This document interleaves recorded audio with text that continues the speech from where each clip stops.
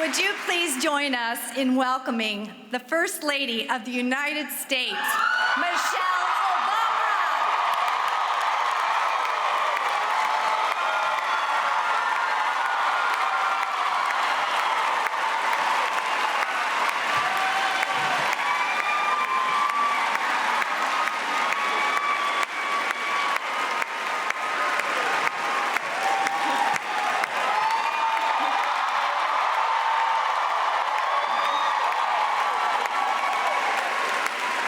Good morning. Oh, you all rushed yourselves. I know you've been through a lot this morning, a little dancing, a little working out, so you need a little rest. But I want to thank you all so much. I am beyond thrilled to be here with all of you today as we celebrate the second anniversary of Let's Move. It's a birthday. And I want to start by thanking Pastor Hunter and Becky for, that very kind introduction. We love those two people very dearly. They are tremendous role models to our family, to their community, to this nation, and I am grateful that they're hosting us here today. So let's give them a wonderful round of applause. Thank you so much. I also want to thank Nemours for their support for today's events and for their partnership in so many of our Let's Move initiatives. And finally, I want to thank all of you. We have got folks here from more than 120 congregations and organizations representing at least 15 different faiths and denominations. But we are all, that's wonderful. That is wonderful. And you're here on a Saturday morning, which is another wonderful thing. Now that's some commitment, like that. But we are all here today for one very simple reason, because we love our children, and we are determined to build a future that is worthy of their promise. That's what so many of you are doing every day in your congregations and in your communities. Whether you volunteer with a homeless ministry of a food bank, whether you're fighting for better health care or a cleaner environment, every day, so many of you are taking on the most urgent challenges of our time. Every day you're serving God by serving others. Every day you're proving that when we come together to do good works, no challenge is too big, no problem too hard, and there is no such thing as a hopeless cause. No such thing. And that, more than anything else, is the story of Let's Move. It's the story of a very serious challenge, a challenge that many of us believed was too big, too complicated, too entrenched for us to solve. And that problem is our epidemic of childhood obesity. I mean, the fact that right now, 1/3 of our children are overweight or obese, and they're at risk for serious conditions like diabetes, cancer, heart disease, that undermine their health, that diminish their prospects, and they cost our economy billions of dollars each year. But the story of Let's Move is also the story of individuals and organizations from every sector of our society who have stepped forward to meet this challenge. It's the story of food manufacturers who've pledged to cut 1.5 trillion calories from their products. Companies like Goya Foods that are giving our families the information they need to make healthy choices about what they eat. Local grocers and national chains like Walgreens, SuperValue, they're building new supermarkets and selling fresh food in 1,500 underserved communities in this country.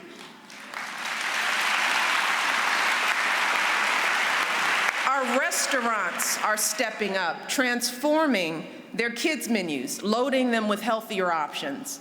Our mayors out there across the country, they're planting gardens, they're refurbishing parks. Congress passed historic legislation to provide healthier school meals for millions of our children.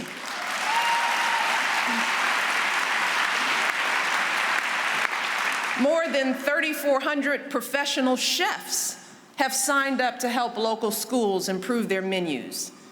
And then there are our celebrities. Everyone from Beyonce to LeBron to Drew Brees are serving as role models, inspiring our kids to dance, dribble, and pass their way to a healthier life. And it's important to know that all these folks are doing these things not just as business leaders who are concerned about their bottom lines, not just as elected officials serving their constituents or as celebrities promoting a cause. They're doing this as parents and grandparents who care about our nation's children. They're doing it as citizens who know that we as a country cannot fulfill our promise unless our children can fulfill their promise. And they're doing it because they know that when children here in one of the nation's richest nations on earth aren't getting the nutrition they need, when 1 in 3 of our children is on track to develop diabetes in their lifetimes, that means it's time for us to act. Because this isn't who we are, and it certainly isn't who we want to be. I mean, we know that something better is possible for our children, and we are determined to solve this problem once and for all. But we know that if we truly want to end our obesity epidemic so that our kids can have a healthier future, then we have to understand, how do we get here in the first place? How do we wind up here? So I want you all to think back. Think way back, especially the grown folks like me. Think back to when many of us were kids, all those years ago. Now the children, you might not even understand how life was back then. Most of us led reasonably healthy lives. I mean, we walked to and from school every day, rain or shine. Amen. And in Chicago, where I was raised, we did it in the hail, sleet, snow, gale force winds. Yes, I sound just like my grandfather. Never thought I would. Back then, our TVs only had a few channels. You remember that? Just a handful of channels. And when those Saturday morning cartoons were finished, we were done with TV. That was it. It was over. Once American Bandstand and Soul Train were over, you had to go outside and play, right? And back then, playing did not involve a screen or a remote control. It meant actually moving your bodies. It meant riding bikes, jumping double dutch, playing tag until our mothers called us in for dinner. And then when we ate that dinner, we all sat around the table as a family. Yeah. And our food wasn't fancy. And because we didn't have a lot of money, the portion sizes had to be reasonable, right? There was always a vegetable on the plate. And we ate whatever we were served.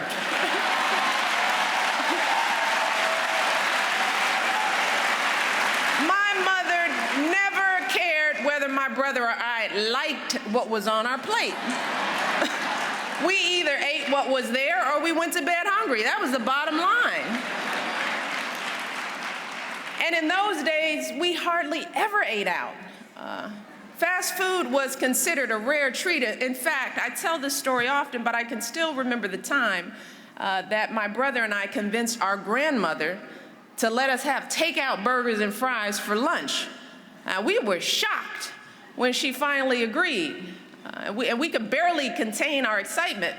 So when the food arrived and, Grandma unwrapped the burger, put it on a plate, because you had to eat on a plate no matter what you were eating, put the fries on a plate. We were sitting there all excited, and then I What did she do? She opened up a can of peas. She opened up a can of peas. Oh, and to our horror, she served us 2 scoops each. My brother and I, we were like, Grandma, no. Because fast food or not, for my grandma, she believed in feeding her family a balanced meal at every single meal. Every single meal. See, back then, our society was structured so that healthy eating and exercise were just natural parts of kids' lives, all our lives. We didn't have to think about it. That was just the way it was. But today, unfortunately, it's the exact opposite. It's the exact opposite. I mean, many kids no longer attend neighborhood schools.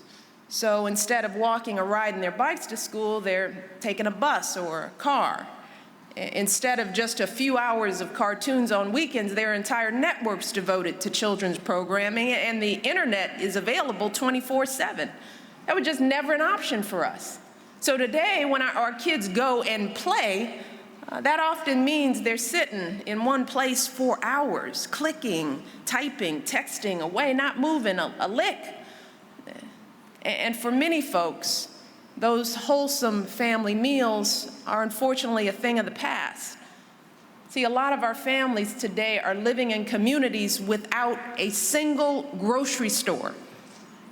So they have to buy their food at places like gas stations or corner stores, places with few, if any, healthy options.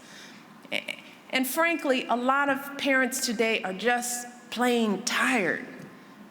I mean, folks are working longer hours to make ends meet, and everyone's under more stress.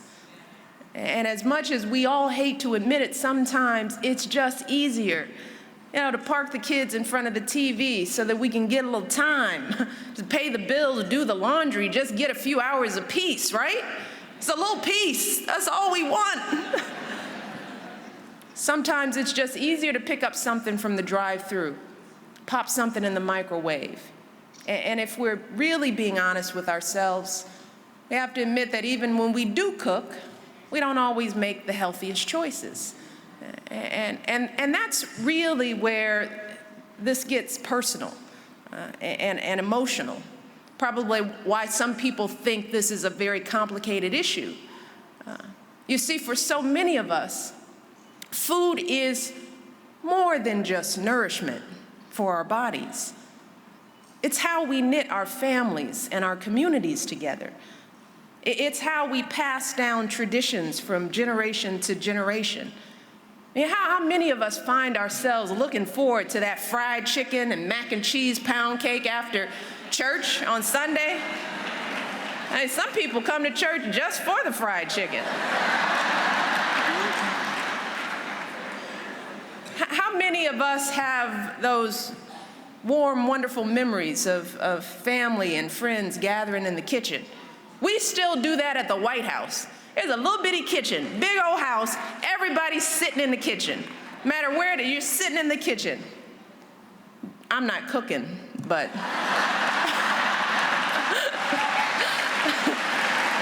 But we still like the kitchen.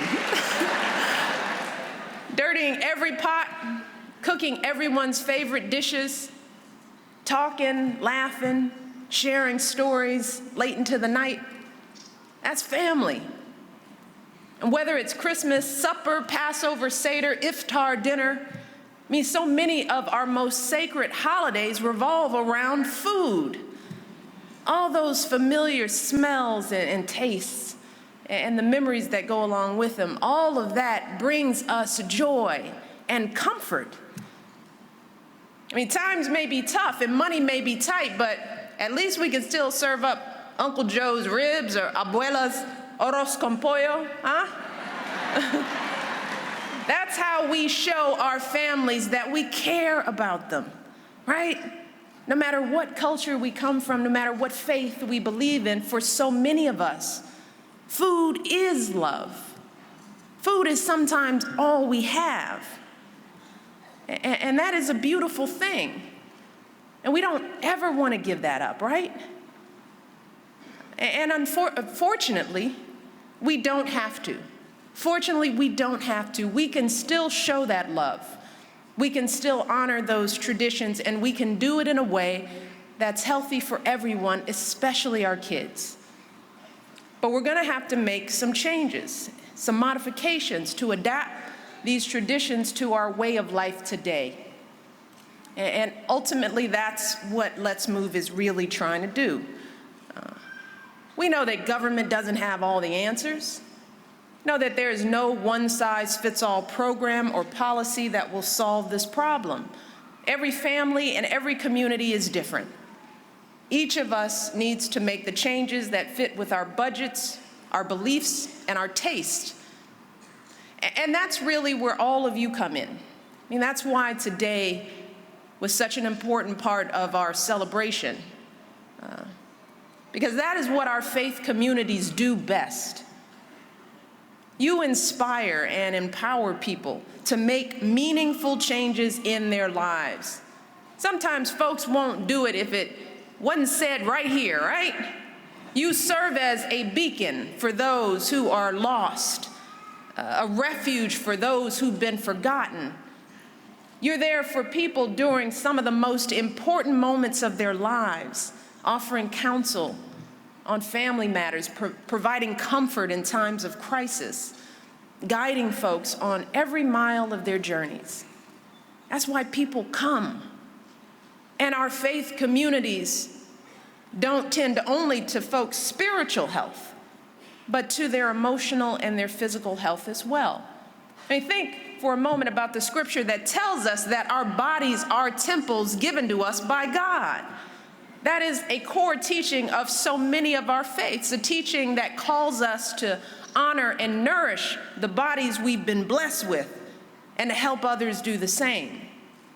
So it's no accident that this church hosts classes to help folks lead healthier lives. It's no accident that long before we ever started Let's Move, so many congregations were already sponsoring health ministries and fitness classes, hosting food pantries and summer nutrition programs for our kids. So as part of Let's Move, we wanted to work with you from the very beginning. We wanted to learn from our faith communities, and we wanted to do everything we could to support and highlight your magnificent efforts. And that's why we started a special program called Let's Move Faith and Communities, to challenge more of our organizations and congregations to take up this cause.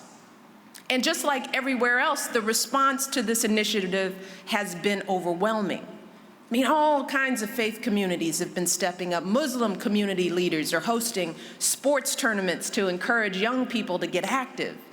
The Jewish Community Centers Association is working with JCCs around the country to grow gardens and to get fresh food in underserved areas. And they're creating early child wellness programs. Groups like the National Council of Churches have joined with an organization called Ample Harvest to help gardeners donate fresh produce to 4,700 of their local food pantries. The National Baptist Convention is aiming to have health ambassadors at all of their nearly 10,000 churches by September.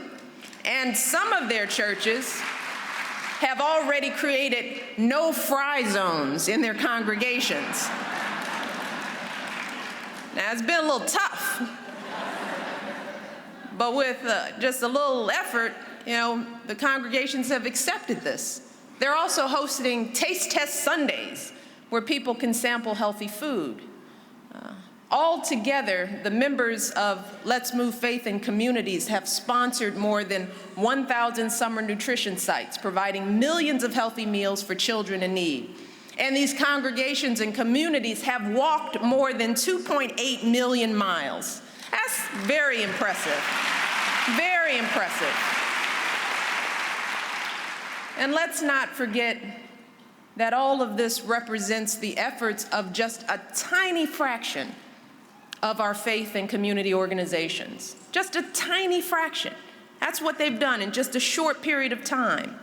So just imagine what we could achieve if every single organization and every single congregation in America got involved in this way. Just imagine. I mean, imagine how many children we could feed. Imagine how many miles we'd walk. Imagine how many lives would be transformed.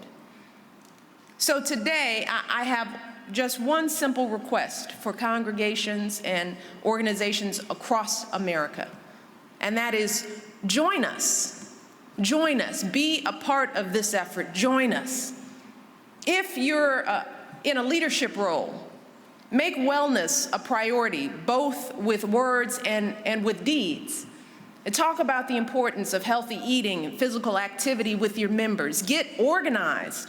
Get organized by creating a wellness council or a ministry, appointing a health ambassador to lead the charge. I mean, there are so many natural leaders in our congregations who are just waiting to be tapped. Maybe there's a gardener who's been growing food in her backyard who wants to help the church out, or maybe there's a nurse or a dietitian, a community health worker who's eager to share their expertise. Maybe there's somebody who's just a great cook, right? And knows how to make some good, healthy snacks that taste good too, right? And once you've gotten organized, I want you to take action. Don't hold back. On this one, the sky should be the limit. You can host cooking classes or a farmer's market. I just tried Zumba, which is like, that's pretty good. See? We got a lot of Zumbas. If we're Zumbaing after church, man, look out. You can take your youth group on a weekend hike, or better yet, a weekly jog. They will love the time spent with an adult. You can try substituting fresh fruit and vegetables for those donuts and coffee cake after service, right? And anyone who is interested for additional ideas, tools, resources, you can go directly to the website at letsmove.gov. There are so many fun things, ways people are doing. There's so many creative activities happening in congregations and in communities across the country. And I hope you all will be inspired to do even more. And whatever you do, I want to know about it. Tell me about it. Whatever you're doing out in your congregations, I want you to email me. I want you to write me. Even better, I want you to send me a video of what you're doing, because today I'm announcing, listen up, that Let's Move is starting a video contest. And we're asking faith and community organizations to show us the best examples of the healthy changes that you're making. And you know what, the winners, you know what we're going to do? We're going to invite them to the White House this summer. Come on to the White House. Our top entries, because I want to meet you all in person. I want to hear about all that you're doing. So hopefully that's a little incentive, maybe a little fun. The funnier, the better. You see me, I love fun. So I really do hope that all of you here and congregations and organizations across this country will embrace these efforts on behalf of our children.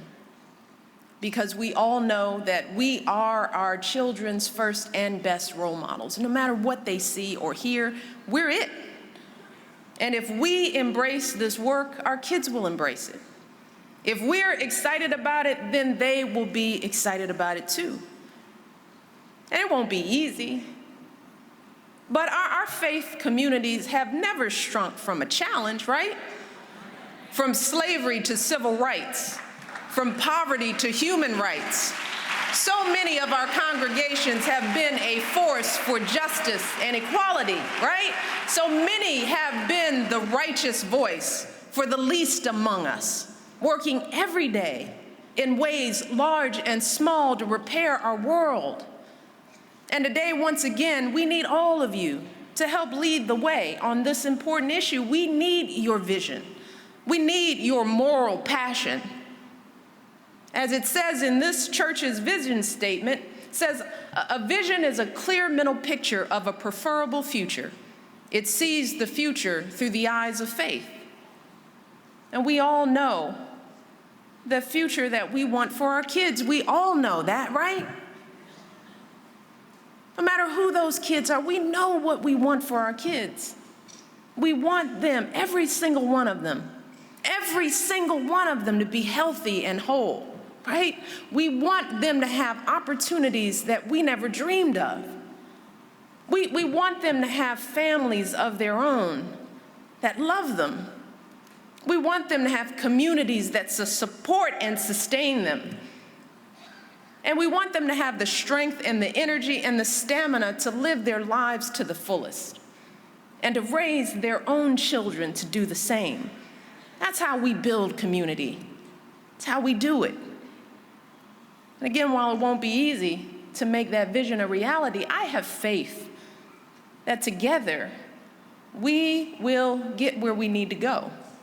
I mean, it's the same faith that so many of you share, the substance of things hoped for and the evidence of things not seen. And with that faith